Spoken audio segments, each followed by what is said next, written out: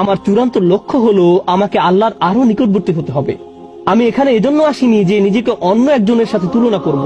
আমি এখানে এসেছি শুধু নিজের আজকের অবস্থানের সাথে নিজেকে তুলনা করতে। আমি যদি শুধু নিজের এখনকার অবস্থা উন্নতির জন্য কাজ করে যেতে পারি, এটাই আল্লাহর সামনে চূড়ান্ত সফলতা। এর চেয়ে চূড়ান্ত কোনো সফলতা নেই। আপনি কোনোদিন নিখুঁত হবেন না, আমিও কোনোদিন নিখুঁত হতে পারবো না। আমরা যা করতে পারি তা হলো আরেকটু ভালো হওয়া, এরপর আরেকটু ভালো, এরপর আরেকটু ভালো।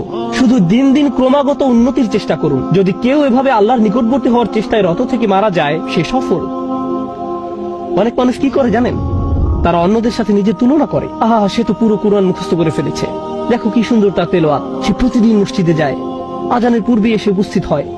সে যে আল্লাহর কত ইবাদত করে, সে কত বেশি জানে, সে আরবি জানে, তাফসীর জানে, এটা জানে, ওটা জানে। তারা মুসলিম হিসেবে আমার চেয়ে কত উত্তম পোশাক পরে। নিজেকে অন্যের সাথে তুলনা করবেন না।